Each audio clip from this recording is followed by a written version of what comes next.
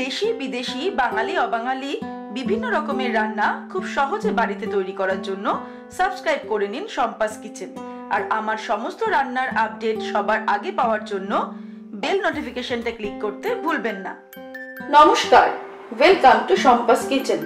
শম্পা রান্নাঘরে আপনাদের সকলকে স্বাগত জানাই।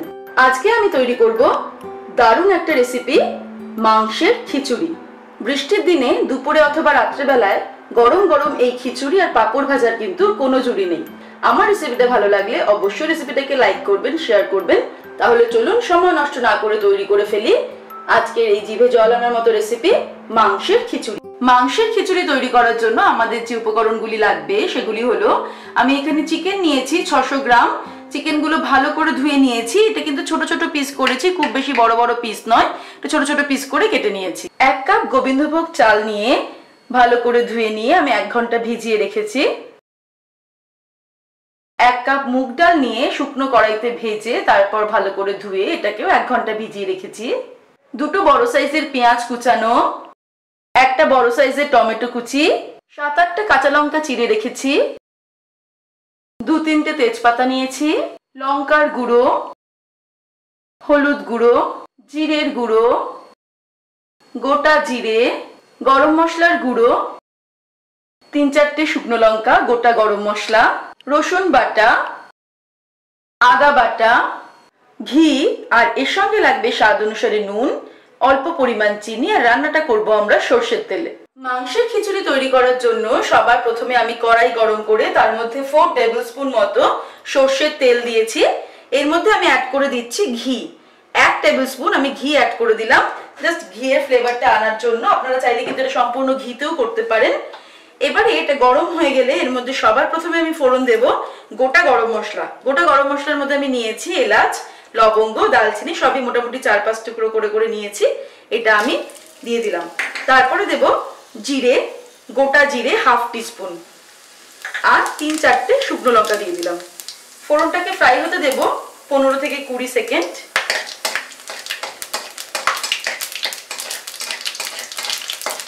ফোড়নটা ভালো মতো ফ্রাই হয়ে গেলে এর মধ্যে আমি কুচানো পেঁয়াজ দিচ্ছি। 2টো বড় সাইজের পেঁয়াজ আমি কুচিয়ে নিয়েছিলাম। পেঁয়াজটাকে মাঝারি আঁচে ফ্রাই করব। একটু সময় নিয়ে 5 মিনিট মতো সময় লাগবে পেঁয়াজটা ফ্রাই হতে।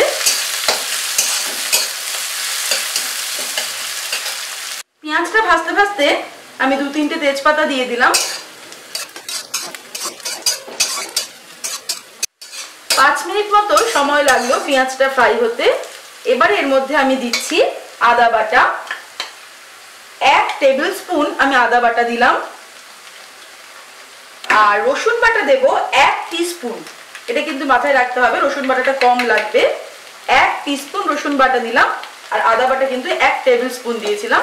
এবার আদা রসুনটাকে আমি ফ্রাই করে নেব মাঝারি আঁচে 2 মিনিট মতো। আদা রসুনটা 2 মিনিট আমি ফ্রাই করে নিলাম। এবার এর মধ্যে দিয়ে দিচ্ছি 1 টিস্পুন হলুদ গুঁড়ো, 1 টিস্পুন লঙ্কার গুঁড়ো, 1 টিস্পুন জিরের গুঁড়ো, চিনি দিলাম 1 টিস্পুন, আর নুন দিচ্ছি 1 টিস্পুন। অল্প একটু জল দিয়ে দিলাম 2-3 টেবিল স্পুন মতো, দিয়ে মশলাটাকে আমি কষিয়ে নিচ্ছি। মশলাটাকে ভালো করে কষিয়ে নিতে হবে মাঝারি আছে। আমি আরেকটু জল দিয়ে দেব, আরেকটু পরিমাণ জল লাগবে, আরো 1 টেবিল স্পুন মতো আমি জল দিয়ে দিলাম। দিয়ে মশলাটাকে ভালো করে কষিয়ে নেব। 1 মিনিট মতো মশলাটাকে আমি কষিয়ে নেওয়ার পর এর মধ্যে আমি অ্যাড করে দেব টমেটো কুচি। একটা বড় সাইজের টমেটো আমি কুচিয়ে রেখেছি। টমেটোটা দিয়ে এবার আমি এটাকে একটু ঢেকে দেব মিনিট 3-এর জন্য, তাহলে কিন্তু টমেটোটা একদম নরম হয়ে যাবে। মিনিট 3-এর জন্য আমি ঢেকে দিলাম। 3 মিনিট হয়ে গেছে, টমেটোটা একদম মিশে গেছে। এবারে আমি এর মধ্যে দিয়ে দেব মাংসের টুকরোগুলো।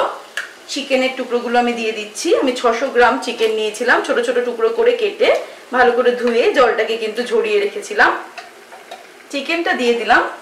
দিয়ে এবার কিন্তু মশলাটাকে চিকেনের সাথে ভালো করে মিশিয়ে নিচ্ছি। বর্ষাকাল চলে এসেছে, আর বর্ষাকাল মানেই কিন্তু গরম গরম খিচুড়ি আমাদের ভীষণ প্রিয়। সেই কারণেই খিচুড়ির এই সুন্দর রেসিপিটা আপনাদের সামনে নিয়ে আসা, কারণ আমি পার্সোনালি খিচুড়ি খেতে খুব ভালোবাসি। আর তার সঙ্গে যদি একটু চিকেন অ্যাড করে দেওয়া যায় তাহলে তো কোনো কথাই নেই। ভালো করে মশলাটা মিশিয়ে দিলাম, দিয়ে এবার আমি এটাকে ঢেকে দেব 10 মিনিটের জন্য। কিন্তু আঁচটাকে কমিয়ে আমি ঢেকে দিচ্ছি। 10 মিনিট হয়ে গেছে। মাংস থেকে জল বেরিয়েছে অল্প পরিমাণে। এবারে আমি ফ্লেমটাকে বাড়িয়ে দিলাম। ফ্লেমটাকে বাড়িয়ে দিয়ে এর মধ্যে আমি অ্যাড করব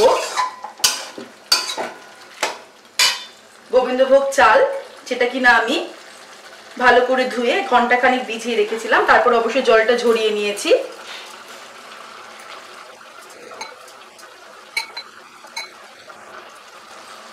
আর মুগ ডাল, যেটা কিনা আমি ভালো করে আগে ভেজে নিয়েছিলাম শুকনো কড়াইতে, ভেজে নিয়ে তারপর ওটাকে ভালো করে ধুয়ে তারপর আমরা ভিজিয়ে রেখেছিলাম 1 ঘন্টা।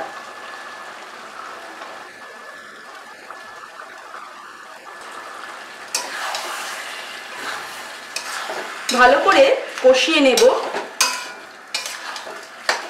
এই সময়ে অ্যাড করে দেব অল্প পরিমাণ গরম মশলা, 1/2 টিস্পুন পরিমাণ আমি গরম মশলা এই সময় দিয়ে দিলাম। গরম মশলার গুঁড়োটা দিয়ে ভালো করে মেশাতে মেশাতে কিন্তু এটাকে কষাতে হবে। ফ্লেমটা কিন্তু হাই ফ্লেমে দেওয়া আছে, সমানে নাড়তে হবে যাতে নিচে না লেগে যায়। 3-4 মিনিট আমি এটাকে কষিয়ে নিলাম হাই ফ্লেমে। এবারে এর মধ্যে আমি জল অ্যাড করব। জলটা কিন্তু অবশ্যই গরম জল অ্যাড করতে হবে। আর জলের পরিমাণটা আমি প্রথমে অ্যাড করছি, যেহেতু আমি 1 কাপ চাল 1 কাপ ডাল নিয়েছি, তাই তার জন্য 4 কাপ জল, আর মাংস পারপাসে আরও 1 কাপ বেশি, অর্থাৎ আমি মোট 5 কাপ জল কিন্তু এখন অ্যাড করছি। 5 কাপ ফুটন্ত গরম জল। গরম জলটা করে আমি রেখে দেব, কারণ জল এর পরে হয়তো একটু লাগতে পারে, সেক্ষেত্রে কিন্তু গরম জলই অ্যাড করব, ঠান্ডা জল কিন্তু কোনো মতে অ্যাড করব না। ফ্লেমটাকে বাড়ানোই রয়েছে।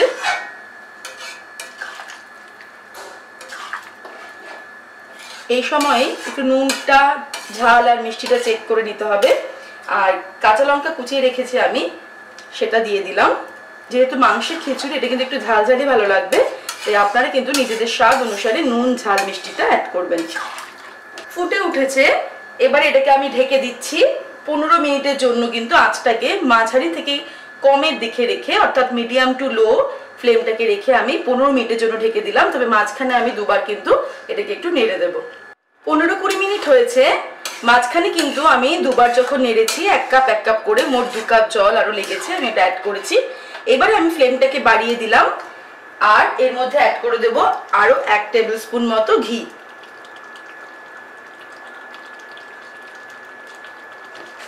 আরো অনেক রকম খিচুড়ি রেসিপি কিন্তু অলরেডি আমার শেয়ার করা রয়েছে, আপনারা চাইলে সেগুলো দেখতে পারেন।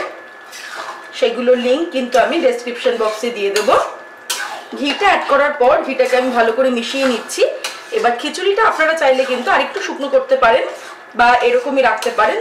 এটা কিন্তু রেখে দেওয়ার পর আরেকটু ঘন হয়ে যাবে, মানে আরেকটু জমে যাবে। ঘিটা জাস্ট মিশিয়ে দিয়ে, আর অবশ্যই কিন্তু নুন ঝাল মিষ্টিটা নিজেদের স্বাদ অনুসারে অ্যাড করবেন। এবার আমি ওভেনটাকে অফ করে দিলাম। এটা হয়ে গেছে, দিয়ে এটাকে কিন্তু আমি ঢেকে রাখবো 10 মিনিট মতো। তারপর গরম গরম এটাকে সার্ভ করে দেব। তৈরি হয়ে গেছে আমাদের আজকের রেসিপি মাংসের খিচুড়ি। আমার রেসিপিটাকে ভালো লাগলে অবশ্যই রেসিপিটাকে লাইক করুন, শেয়ার করুন, আর নিত্য নতুন রেসিপির আপডেট পাওয়ার জন্য এক্ষুনি আমার চ্যানেলকে সাবস্ক্রাইব করে নিন। ভালো থাকবেন, সুস্থ থাকবেন। আমি আবার হাজির হব নতুন নতুন রেসিপির সঙ্গে। নমস্কার।